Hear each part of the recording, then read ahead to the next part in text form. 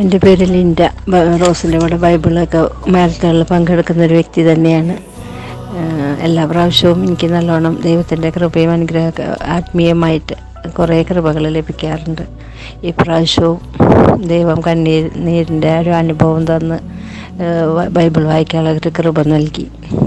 വളരെയധികം ഈശോ നേരിട്ട് സംസാരിക്കുന്ന പോലെയാണ് എല്ലാ വചനങ്ങളും വായിച്ചിരുന്നത്. തീച്ചുള്ള അനുഭവത്തിലൂടെ കടന്നു പോകുന്ന ദാനിയേൽ, സിംഹക്കുഴിയിൽ കിടക്കുന്ന ദാനിയേലെങ്കിലും ദാനിയേലിൻ്റെ കൂടെ ദൈവം ഉണ്ടായിരുന്നൊരു അനുഭവം അതിലൂടെയൊക്കെ കടത്തി വിട്ടു. പിന്നീട് വന്നത് സങ്കീർത്തനങ്ങളാണ്. സങ്കീർത്തനത്തിൻ്റെ ഓരോ വചനവും ഞാൻ ബൈഹാർട്ട് ചെയ്തിട്ടുള്ള വചനങ്ങളും എന്നെ സ്പർശിച്ചിട്ടുള്ള വചനങ്ങളുമായിരുന്നു. അതിൽ 45-ാമത്തെ സങ്കീർത്തനം തൊട്ടാണ് ഞാൻ വായിച്ചത്. അപ്പോൾ അതിൽ എനിക്ക് റോസ് ഒരു പ്രയർ ഗ്രൂപ്പിൽ സ്തുതിപ്പിൻ്റെ സമയത്ത് പറഞ്ഞായിരുന്നു, ചേച്ചിക്കൊരു രാജകീയ വിവാഹമാണ് ദൈവം, ആത്മീയമായി വിവാഹത്തിന് ഒരുങ്ങാനാണ് ദൈവം മെസ്സേജ് തരുന്നത്. അതിലൊരു വചനവും പറഞ്ഞു തന്നു. യെശയ്യാ 62:5, യുവാവ് കന്യക എന്ന പോലെ നിൻ്റെ പുനരുദ്ധാരകൻ നിന്നെ വിവാഹം ചെയ്യും, മണവാളൻ മണവാട്ടിയിൽ എന്ന പോലെ നിൻ്റെ ദൈവം നിന്നിൽ സന്തോഷിക്കും. ഞാൻ ആദ്യമായിട്ടാണ് ആ വചനം കേൾക്കുന്നത്. അപ്പോൾ അത് ആത്മീയ വിവാഹത്തിന് ചേച്ചി ഒരുങ്ങി ദൈവത്തോട് ചേർന്ന് നിൽക്കാനൊക്കെ മെസ്സേജ് തന്നായിരുന്നു.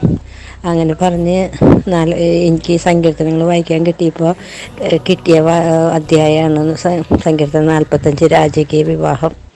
ഈ പിതൃഭവനത്തിനെയും ബന്ധുക്കളെയൊക്കെ മറക്കുക, അപ്പം ഞാൻ നിന്നിൽ കൂടുതൽ ആകർഷണനാകുമെന്നുള്ള വചനങ്ങളൊക്കെ വായിച്ചപ്പോൾ ശരിക്കും കരഞ്ഞിട്ട് എനിക്ക് ഓരോ അക്ഷരങ്ങളും കാണാൻ പറ്റണില്ല. ഞാൻ കണ്ണട മാറ്റി കണ്ണൊക്കെ തുടച്ചു, വീണ്ടും കരഞ്ഞു, വീണ്ടും വായിക്കാൻ അക്ഷരങ്ങൾ കാണാൻ പറ്റുന്നില്ല. അത്രയും ഒരു അനുഭവം ദൈവം തന്ന മെസ്സേജ് തന്നെ ആ വചനത്തിൽ കിട്ടിയപ്പോൾ ഭയങ്കര ദൈവം എല്ലാം അറിയുന്നു എന്നുള്ളൊരു ബോധ്യം കിട്ടി. പിന്നെ സങ്കീർത്തനം 46:10, ശാന്തമാവുക, ഞാൻ ദൈവമാണെന്നറിയുക, അതെന്നെ സ്പർശിച്ചിട്ടുള്ള വചന. അങ്ങനെ പിന്നെ സങ്കീർത്തനം 51, കുമ്പസാരത്തിനുള്ളൊരു സങ്കീർത്തനം, പാപസങ്കീർത്തനം, അതിൽ കൂടെയൊക്കെ കടത്തി വിട്ടു. അപ്പോൾ വെളിപാട് ആർക്ക് കിട്ടുമെന്ന് എല്ലാവരും നോക്കിക്കൊണ്ടിരിക്കുകയായിരുന്നു. അങ്ങനെ സമയം നീണ്ടു പോയി. പക്ഷെ എനിക്ക് വെളിപാട് 4-ാമത്തെ അധ്യായം തൊട്ട് ഒരു 14 അധ്യായം വരെ വായിക്കാനുള്ള കൃപ കിട്ടി. അതിൽ മാതാവിൻ്റെ ഉഗ്രസർപ്പം മാതാവ് നേരിടുന്ന ഭാഗമൊക്കെ വായിക്കാൻ കൃപ കിട്ടിയപ്പോൾ അത് വലിയൊരു സന്തോഷമായിരുന്നു. പിന്നെ ആയിരുന്നവൻ വരാനിരിക്കുന്നവൻ പരിശുദ്ധൻ പരിശുദ്ധൻ പരിശുദ്ധൻ, അതൊക്കെ ഞാൻ എപ്പോഴും സ്ഥിരം പറഞ്ഞുകൊണ്ടിരിക്കും. എനിക്ക് സ്പർശിച്ചിട്ടുള്ള വചനങ്ങളാണ്. അപ്പോൾ അതിക്കൂടെയൊക്കെ വെളിപാടിൻ്റെ ഇതിലൊക്കെ കടത്തി വിട്ടു. അങ്ങനെ ഒരു വലിയൊരു ആത്മീയ ഉണർവ് ലഭിച്ചു.